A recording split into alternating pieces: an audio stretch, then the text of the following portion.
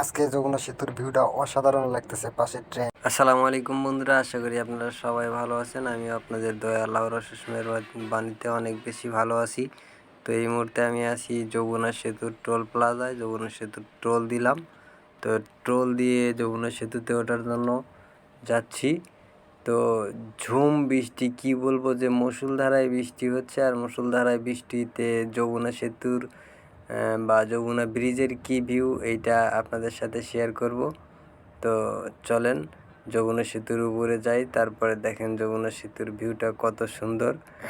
আসলে রাস্তাঘাটে, হাইওয়ে রাস্তাতে বা বিশেষ করে আমাদের এই টাঙ্গাইল রোডে যদিও লেন ভাগ করা, তারপরেও এই ট্রাকগুলো এত ডিস্টার্ব করে যে কি বলবো, ওনারা সাইডই দিতে চায় না। দেখে যে পিছনে আর একটা গাড়ি, তারপরেও দুইটা ট্রাক ওভারটেক করার চেষ্টা করবে।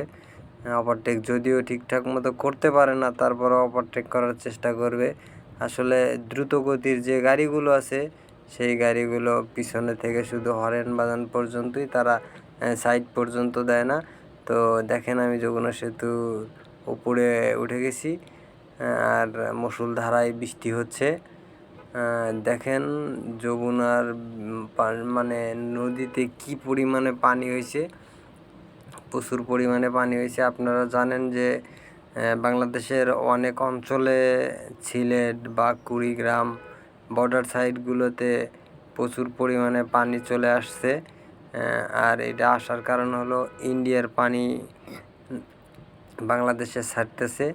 আর এই কারণে আর কি পানি দেখেন, মানে নদীতে যত দূর চোখ যাইতেছে শুধু পানি আর পানি। আর এদিকে তো আষাঢ় মাস, আর বৃষ্টি তো হচ্ছে, ভরপুর বৃষ্টি হচ্ছে। গাড়ি খুব সাবধানতার সাথে চালাইতেছিলাম, কারণ টাঙ্গাইল রোডে আসার পথে দেখলাম যে একটা অ্যাক্সিডেন্ট হয়েছে। অ্যাক্সিডেন্টটা হয়েছে সম্ভবত ঘুমের কারণে, কারণ সকাল 5টা বাজে সেই সময়, আর চোখে এই সময় তো প্রচুর পরিমাণে ঘুম থাকে।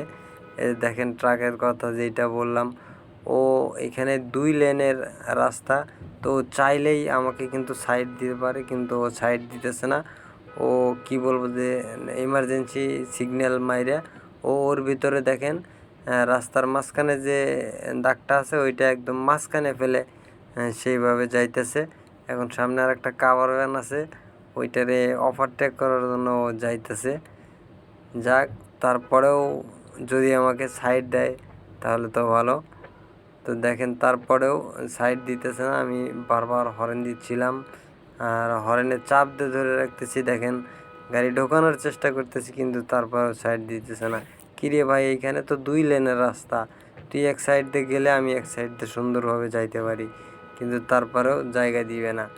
এই যে দেখেন অনেকক্ষণ হর্ন বাজানোর পরে তারপরে যাই হোক অবশেষে সাইড দিল।